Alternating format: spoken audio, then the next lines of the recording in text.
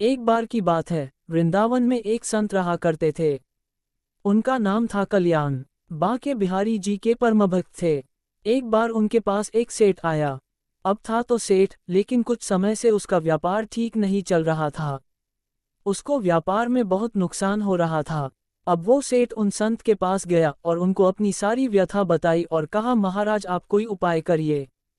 उन संत ने कहा, देखो अगर मैं कोई उपाय जानता तो तुम्हें अवश्य बता देता, मैं तो ऐसी कोई विद्या जानता नहीं जिससे मैं तेरे व्यापार को ठीक कर सकूं। ये मेरे बस में नहीं है। हमारे तो एक ही आश्रय है बिहारी जी। इतनी बात हो ही पाई थी कि बिहारी जी के मंदिर खुलने का समय हो गया।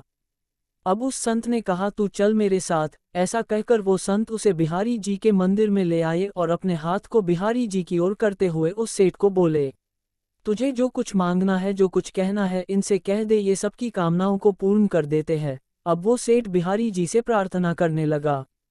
2-4 दिन वृंदावन में रुका, फिर चला गया।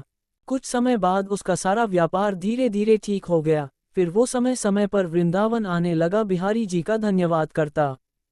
फिर कुछ समय बाद वो थोड़ा अस्वस्थ हो गया। वृंदावन आने की शक्ति भी शरीर में नहीं रही।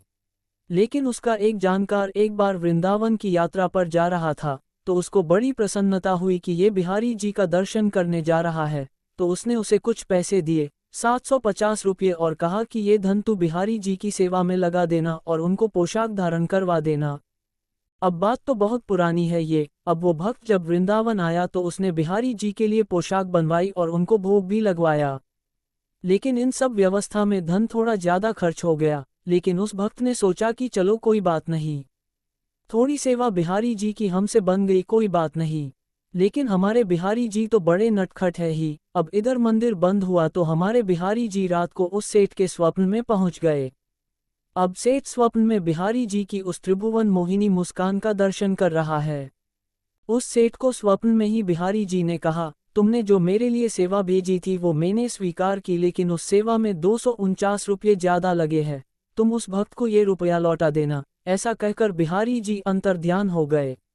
अब उस सेठ की जब आंख खुली तो वो आश्चर्यचकित रह गया कि ये कैसी लीला है बिहारी जी की।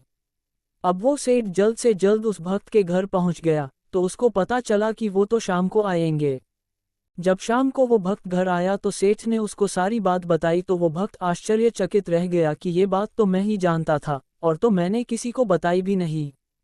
सेठ ने उनको वो 249 रुपये दिए और कहा, मेरे सपने में श्री बिहारी जी आए थे, वो ही मुझे ये सब बात बता कर गए हैं।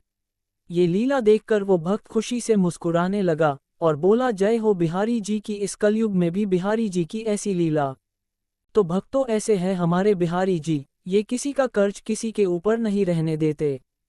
जो एक बार इनकी शरण ले लेता है, फिर उसे किसी से कुछ मांगना नहीं पड़ता, उसको सब कुछ मिलता चला जाता है।